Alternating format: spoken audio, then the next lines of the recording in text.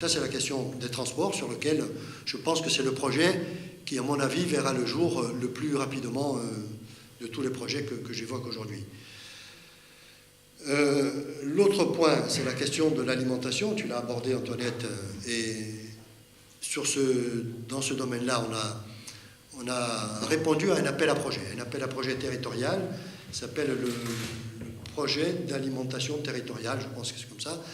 Là, on ne sait pas encore exactement quelles vont être nos actions, quelles vont être, parce qu'on travaille notamment avec le Secours catholique pour savoir comment on pourrait ensemble proposer, surtout pour les plus précaires évidemment, parce que l'alimentation, ça concerne tout le monde évidemment, mais ceux qui ont les plus grandes difficultés, ce sont eux qui sont les plus touchés au quotidien. Donc on va essayer de mettre en place quelque chose en travaillant avec le Secours catholique. Le projet n'est pas encore totalement défini, n'est pas encore précis, mais il y a vraiment l'intention de faire quelque chose sur les cantines évidemment, mais aussi pour les citoyens, la population en général et surtout les plus précaires. J'ai mis quatre sujets, le cinquième c'est quoi ?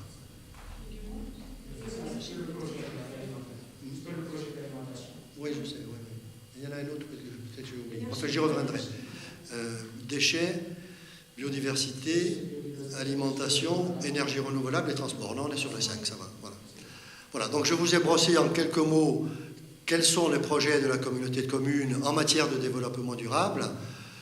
Il faut savoir qu'on n'a rien inventé, les choses elles se faisaient déjà avant, mais elles n'étaient pas structurées, n'étaient pas formalisées. Aujourd'hui, on peut dire qu'on a une véritable stratégie sur le développement durable de notre territoire et dans tous les domaines que je vous ai évoqués. Après, c'est sûr qu'il faut qu'on travaille également avec la population et aussi avec les associations environnementales. Et sur ce plan, je pense qu'il y en a quand même pas mal avec lesquels on a déjà des contacts. Antoinette vous a évoqué tout à l'heure la dépollution du site des Godes, où il y avait une pollution installée maintenant depuis plus de 30 ans, avec l'aide de l'association de la vallée du Palazzi, qui est sur notre commune, sur la commune de Santa Reparate, avec l'aide des entrepreneurs, parce qu'on a fait appel à des entreprises locales qui ont joué le jeu, avec l'aide des élus, avec l'aide de tout le monde, on s'est retrouvé à une centaine pour dépolluer le site, et on y est arrivé, et depuis 2 ans, maintenant, le site, il est propre. Il est propre, on essaie d'y apporter d'autres aménagements, puisqu'on est en train d'ouvrir un sentier de randonnée qu'on appellera un sentier découverte ou un parcours santé, comme on voudra, qui fait le tour du barrage, où les gens pourront se rendre compte d'abord de la richesse de la biodiversité et ensuite de la propreté des lieux, ce qui est nouveau parce que c'était vraiment, à un moment donné, ça s'était vraiment détérioré. Et c'est une action, mais je pense qu'on en a dans cette stratégie de développement durable que j'ai essayé de développer brièvement, on en a une quinzaine d'actions sur lesquelles il y aura un plan de financement, un calendrier, etc. Et puis bon, après, petit à petit, lorsqu'on arrivera à ce qu'elles soient définitives, parce que pour l'instant, ça reste au stade du projet, elles sont entamées, mais elles ne sont pas encore réalisées, à ce moment-là, il y aura une communication sur chaque action, notamment pour que la population puisse d'abord avoir conscience de ce qui est fait, et ensuite participer, si elle le souhaite, à des commissions ou même à des actions véritablement sur le terrain. Voilà. Je peux vous passer la parole. Et c'est l'autre côté de la Bon, voilà, l'écologie alimentaire. C'est un grand mot. De toute façon, dans l'écologie, il y a forcément l'alimentation. Et moi, je me suis particulièrement intéressée, avec mon mari, on s'est intéressé à la nourriture, d'où elle provenait, comment elle surgissait de la terre, qu'est-ce qui arrivait finalement dans nos assiettes. Comme tous parents, on est inquiet de ce qu'on va avec quoi on va nourrir nos enfants. Donc nous avons fait connaissance, mon mari et moi, ensemble. On s'est connus dans une ferme où on avait fait le choix, on avait fait chacun des études, et puis on a fait le choix d'un retour à la terre. On a 62 ans, hein, donc voilà, c'était dans l'air du temps, et ça revient, bien sûr. Et là, on s'est rendu compte de l'importance de préserver la terre pour qu'elle puisse apporter les nutriments nécessaires à tout ce qu'on allait lui demander de nous fournir, que ce soit des céréales, des légumineuses, des légumes ou des fruits. Et donc l'importance de comment on la traite, de comment on sait respecter ces cycles, hein, que ce soit pour la culture du blé, que ce soit pour la culture du sarrasin, que ce soit pour le maïs, les lentilles, les pois chiches, puisqu'on était assez autonome à ce niveau-là. Une des rares choses qu'on ne cultivait pas et que nous consommions beaucoup, c'était le riz complet. Donc ça, on l'a acheté. Et quand ça a été une époque de notre vie, quand on est sorti de cette ferme pour continuer d'élever nos enfants, de leur apprendre le monde, tout ça, on s'est cassé le nez un petit peu dans les grandes surfaces à savoir qu'est-ce qu'on allait leur donner à manger. Et quand on s'est rendu compte que les nutriments les aliments avaient perdu une grande quantité des nutriments, on s'est mis à faire notre propre pain, choisir nos farines pour pouvoir apporter ce qu'il fallait pour nos enfants, planter notre potager, et c'est là où on était, planter des arbres fruitiers. Donc voilà, on s'est mis en relation avec des tas d'associations qui avaient ce souci-là, ce tracas. La permaculture existait, mais on s'est mis à en parler un petit peu plus. Et on est arrivé ici en Corse il y a plus de 20 ans. Et là, on a senti qu'il y avait vraiment quelque chose. Il y avait un désir de se réapproprier la terre. Et de nombreuses associations se mettaient en route au niveau local. Parce que toutes ces choses-là, on s'est rendu compte qu'elles peuvent se faire, enfin nous en tout cas à notre niveau, qu'au niveau local, par petits morceaux, là où on est dans notre village ou dans notre quartier et tout. Là actuellement, pas très loin d'Ajaccio, il y a une association qui se met en route. Un ancien patron de carrière a plusieurs hectares de terrain, il est à la retraite, il met ça au service de gens qui ont des idées, et notamment d'un monsieur qui revient d'Afrique, qui est sur la permaculture, et ils vont faire une école pilote de la permaculture. Et cette école pilote de la permaculture apportera les légumes pour la cantine de la commune sur laquelle ils sont. Ils invitent des écoles, notamment l'école de Moltifao, à être en partenariat avec eux, et également une école alternative qui naît sur Ajaccio, qui viendra avec les enfants une fois par semaine pour cultiver, faire un petit carré, qui vendront pour le profit de l'association, mais ils vont apprendre. Parce que c'est très lié à l'éducation. Nous, on s'est rendu compte qu'avec nos enfants sont très attachés aussi à la nourriture. Nos fils à la spondylarthrite ankylosante, donc il s'est rendu compte à quel point c'était important, la qualité de ce qu'il doit manger. Donc il fait son propre pain, il choisit ses légumes, il s'est inscrit, il habite à Toulon, il s'est inscrit à une AMAP en lien avec des producteurs pour avoir une qualité de légumes, de fruits, qui pour lui sont nécessaires, vitales pour sa santé. Et il a besoin des nutriments vraiment que normalement les légumes et les fruits sont porteurs, et non pas d'un simili, quelque chose. Certainement, vous avez pu lire dans des revues qu'actuellement, pour manger l'équivalent de nutriments et de vitamines que possédait une pomme il y a une 60aine d'années, il faudrait manger 1 kilo de pommes pour avoir le même. Non, bon, voilà, c'est des revues qui valent ce qu'elles veulent, mais ça pose question. Voilà. C'est vrai qu'il y a certaines pommes, quand vous les mangez, vous vous demandez si vous mangez vraiment une pomme. Et vice-versa. Et puis également pour des tas d'autres choses que nous mangeons. Donc nous nous sommes vraiment penchés là-dessus, et nous, en tant que citoyens, avec d'autres, toutes ces associations, c'est vrai que nous avons une interpellation, nous avons à nous réapproprier, je pense, chacun, la terre qui nous entoure, pour la respecter de manière à ce qu'elle nous apporte vraiment ce dont nous avons besoin pour une meilleure santé, pour une meilleure alimentation. Et les élus et les citoyens doivent marcher main dans la main. Il y a des initiatives, je ne sais pas, à Bastia ou ici, peut-être ça se fait ici. Moi, je ne peux parler que de ce que je connais à Ajaccio. Il y a des jardins familiaux qui ont été créés et qui font vraiment, ça fait fureur, quoi. C'est formidable, ça a recréé au-delà du fait que les gens produisent leurs propres légumes, font quelques poules s'ils peuvent, eh bien il y a un lien social qui se fait. Là, dans l'association dans laquelle je vous parle, il y aurait le projet de jardin partagé. C'est autre chose que les jardins familiaux. Hein. Là, il y a une association qui va gérer cette terre. Et puis, les personnes qui n'ont pas de jardin ou qui ça ne s'est pas développé les jardins familiaux là où ils sont, ils peuvent venir passer 1 heure, 2 heures, et en fonction du travail qu'ils ont fait, ils repartent avec l'équivalent du travail qu'ils ont fait en fruits et légumes. Je vois sur le continent, mes enfants ont profité de ça en tant qu'étudiants. Ils s'étaient inscrits au jardin partagé de la ville où ils étudiaient et ils ont pu manger correctement à des prix imbattables en participant à ces jardins partagés. Donc c'est des initiatives à se suggérer les uns aux autres quand on possède de la terre au niveau municipal, au niveau régional, de remettre ça vraiment pour cette souveraineté alimentaire auquel nous avons droit en tant que citoyens, en tant que peuple d'un village, habitant d'un village. On a ce droit, cette souveraineté alimentaire.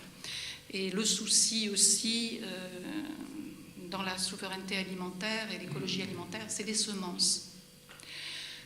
Que faisons-nous avec les semences? Alors moi, ça va être la personne qui croit, qui va parler. Dans la Genèse, il y a ce magnifique texte de la création qui nous parle de ces semences qui portent des plantes, et que ces plantes donnent des fruits, et que ces fruits portent en elles des semences. Et allez vérifier sur les textes de la Genèse combien de fois on parle et des semences et des fruits qui portent la semence. Cette importance que nous avons lorsque nous plantons quelque chose, que nous avons le fruit et que le fruit porte les semences que nous allons pouvoir replanter l'année d'après. Nous ne sommes pas tributaires d'un marchand de semences qui va nous vendre des semences très particulières, qu'il a fabriquées, qui vont appeler également à acheter des produits pour nourrir cette semence que lui, il a bien établie, pour qu'on vende aussi à côté, pour qu'on lui achète à côté les produits nécessaires pour faire pousser cette semence. Donc dans l'écologie alimentaire, il y a tout ça et plus encore. Donc je vous ai parlé de l'éducation, le lien avec les enfants, de l'éveil pour nous de se rapprocher de notre terre qui nous fait vivre. Et on n'en a qu'une planète. Quand on l'aura tuée avec tous nos produits, on n'aura plus rien. Et la gestion des terres agricoles au sein de nos communes, quand les communes possèdent une terre, qu'est-ce qu'elle en fait? Est-ce qu'elle va la remettre au service de la population avec une association, quelque chose qui tourne sur soi-même, que ce ne soit pas à perte ni à assistanat, mais que ce soit quelque chose qui tourne pour le lien social aussi. Et ça rejoindrait un petit peu aussi ce qu'on parle par rapport à la précarité, que ce soit la moyenne précarité ou on connaît tous très certainement dans nos familles des personnes qui sont dans cette moyenne précarité où on arrive tout juste à s'en sortir et que d'avoir un jardin partagé, ça serait quelque chose de formidable, ça éviterait bien des déboires de fin de mois. Mais la très grande précarité des personnes qui se retrouvent sans domicile, qui se retrouvent sans rien, donc qui sont assistées pour le besoin d'hébergement. Si dans les hébergements que nous créons pour ces personnes-là, il y avait toujours un petit peu de terre, et avec une personne municipale qui gérerait avec eux, quitte à avoir un éducateur qui serait là pour les aider à cultiver cette terre dont ils mangeraient les produits, à s'occuper des poules et des lapins dont ils pourraient manger aussi la production. En plus, non seulement c'est quelque chose qui tournerait sur soi-même, il n'y aurait pas besoin d'acheter, il n'y aurait pas besoin, mais en même temps, ils retrouveraient une dignité humaine, parce qu'ils ne seraient plus qu'assistés à 100%, il y aurait un échange. Et ils apprendraient, s'ils ne savent pas, ils apprendraient, ils repartiraient avec quelque chose qu'ils auraient appris. Donc dans l'écologie alimentaire, ça ne se résout pas uniquement à ce que nous avons dans notre assiette, et c'est déjà très important, parce que c'est notre santé, c'est notre futur, et c'est les hommes de demain, ceux qui seront nos enfants. Est-ce qu'ils auront bien tout ce qu'il faut pour pouvoir grandir et s'épanouir correctement? Je fais très vite, parce que je sais qu'il y a un autre monsieur. Voilà.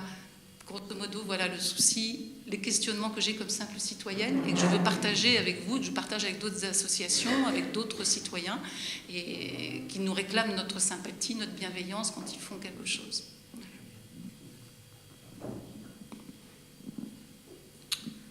Bonjour à tous, merci de me donner la parole. Je voulais tout d'abord remercier messieurs, dames, les politiques, les administrateurs de leur cité, parce que ça fait plaisir à entendre. Vous avez vraiment l'envie et le dynamisme pour changer les choses qui sont, j'en doute pas, extrêmement compliquées à changer malgré vos pouvoirs.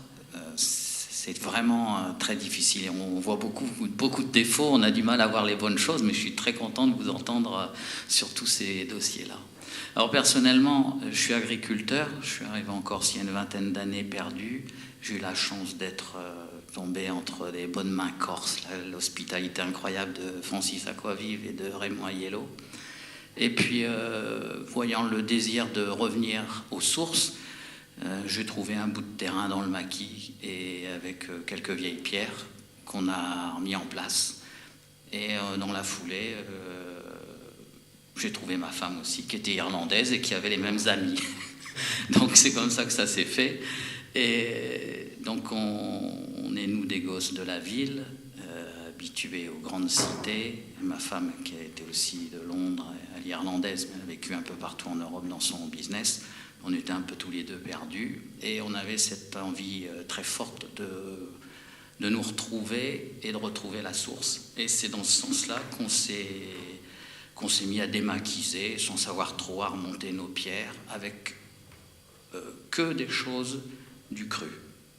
Donc on prenait un peu de tuf, on faisait un petit peu de chaud, on montait pierre par pierre, on a mis 10 ans tout doucement. Et on avait la chance à l'époque d'avoir Notre-Dame de la Serre, où on trouvait, c'était la caverne d'Ali Baba. Et donc on a trouvé les châssis de fenêtres, les poutres, les baignoires. Il y a encore beaucoup de vestiges actuellement dans mon panier qui viennent de là. Et j'en suis très fier. C'est incroyable ce qu'on trouvait. Et c'était magnifique. Et jamais j'avais imaginé un jour faire ça. Parce qu'on était tellement débordé par tout ce qu'on avait vécu, l'opulence qu'on avait pu avoir, toutes les grâces qu'on a eues, qu'on n'a pas su mettre en exergue exactement, ni se conduire bien par rapport à ça. Et on voulait essayer de tout refaire mieux, mais avec rien. Et la décharge permettait ça pour celui qui avait envie de survivre dans cet état d'esprit. Voilà comment ça s'est fait. Et au fur et à mesure, en démaquisant, on ne comprenait pas trop ce qu'on faisait, mais on suivait le fil, l'esprit, et on s'est remis à étudier, à travailler. Bon, ma femme est plus évoluée que moi, puisqu'elle est homéopathe, diplômée de Londres, elle a une grande culture. Et moi, très amoureux de la nature depuis tout gosse, je m'y suis mis et on a commencé à prendre des contacts pour apprendre à greffer les arbres, à comprendre les plantes, retourner à l'école, faire une école d'agriculture, l'université de Corté. J'ai découvert des trésors incroyables en Corse. Vous avez l'INRA de Corse, qui est le plus puissant institut mondial, qui envoie des semences partout dans le monde, qui a une collection arboricole unique au monde. On a l'Interbio Corse, qui est dont je participe, qui est une réserve de connaissances énorme, où pour tous les jeunes qui veulent se démarrer en agriculture biologie, trouver tout ce qu'il faut. On a l'université de Corté, qui est l'université au monde qui a fait les plus grandes recherches sur toutes les plantes corses. Il y a une bibliographie incroyable. Tous les documents ont été produits aussi bien par le professeur Cadanov, etc. Et j'ai eu la chance de rencontrer tous ces gens-là. Ce sont tous des passionnés, des chercheurs de l'université. Et fil à fil, on a trouvé notre business économique, qui est tout petit, puisqu'on ne vit qu'à deux sur notre activité, dans les plantes nous avoisinant. Donc on a eu les autorisations du Conseil du littoral pour cueillir sur Corbar, où on peut malheureusement jamais cueillir puisque tout est pillé, mais ça n'empêche qu'on a démarré avec ça et les plantes du maquis, dans l'esprit biologique. Donc le but, c'était de développer quelque chose le plus près possible de la nature et que nous on retourne aux sources. Alors c'est un cheminement personnel qui est difficile parce que quand on n'a pas d'eau, pas d'électricité, ça se complique. Mais on a réussi quand même à aller au bout et à trouver vraiment un sens magnifique à ce qu'on a fait et à en vivre simplement. Alors pour notre activité agricole, maintenant on a évolué dans nos produits, donc on travaille les plantes corses autour de nous, le plus près possible, un peu de cueillette et un peu de culture. Et voyant ce qu'on a fait, on a des voisins qui nous ont demandé de mettre en valeur leur terrain, donc maintenant on peut plus, on n'a pas assez de bras, donc on est puis fatigué un peu. Donc au début on cherchait des terrains, maintenant les gens voudraient qu'on optimise ça, mais on est limité, ou il faudrait reformer, et puis c'est pas trop notre objectif de développement. Toujours est-il que le but c'était d'aller chercher la graine, d'arriver à faire quelque chose avec ce qui est autour de nous, la plante, tout ce qui est autour de nous, et d'aller au bout, d'avoir une finalité complète de ce qu'on fait. C'est-à-dire, une fois qu'on est au bout d'un process, de le réintégrer à la terre. Ce qui fait qu'aujourd'hui, ça demande beaucoup de travail, mais quand vous